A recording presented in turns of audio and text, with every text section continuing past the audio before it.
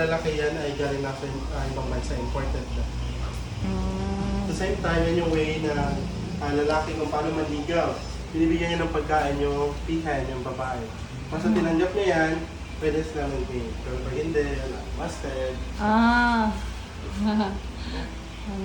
It's a tour. Picture po muna tayo dito ma'am sa wall painting po. Ikaw lang. Ay, paano? Pa-video. Tapos open mo yung palette mo po dito. Okay, 1, 2, 3. Okay. Tapos Yun dito na. kayo mag-start po. May mga guide na rin po kayo dun sa unahan. Okay, thank you. Ikaw mag-video. Ako mag-video. Let's go. Guys, welcome to Butterfly. No, Ay, siya. Butterfly now. Butterfly Garden. First stage, egg. Tapos caterpillar na adult. Ako na, sa YouTube. Subscribe to my YouTube channel. Yan. Ano nandito? Look. Hello, what's this? Bear cat. Bear cat. Natulog sila ba eh? Ano sila ba eh? Natulog sila ba eh? No. Meron naging sloth. Kailangan sloth? Stop. Ang hinay kayo mukha mo. Hindi na mo. Ba, hindi pa rin. Ano yung nang? Hindi man nakitang nang ito. Wake up guys! We have a visitor. Bear cat. Bearded pig. Okay. The wild pig is endemic in Palawan and considered as the most handsome of all wild pigs because of its beard. Huh? The tusk can grow up to 8 inches. They usually hide or run away inside the forest whenever there's no human presence. They will attack once cornered, especially the female with piglets as a protective instinct.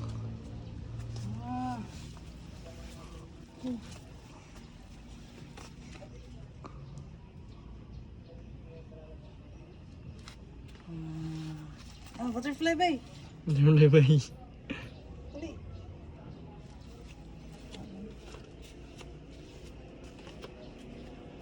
Ang butterfly sa Malaysia boy, dako kaayo. Like, hadyo kaayo. May butterfly sa mong ulo tiyo.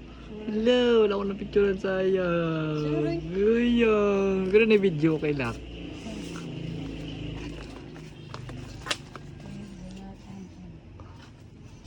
Ayun, malaki tiyo.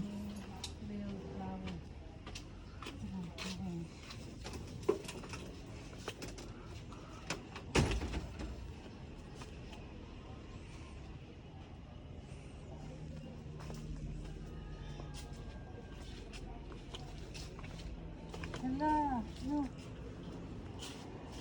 Pakaon nila.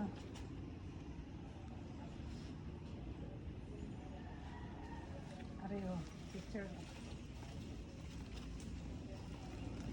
Oh, beautiful flower.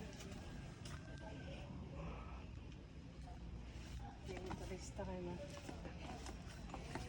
Ikaw. Tanaw po. Okay lang eh.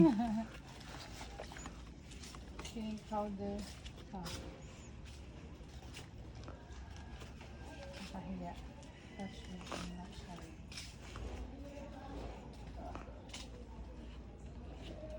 Sorry.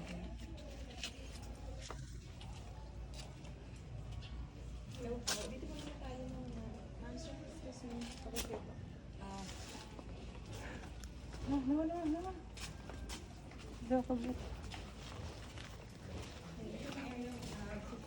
That's the third stage is from the mga butterfly natin.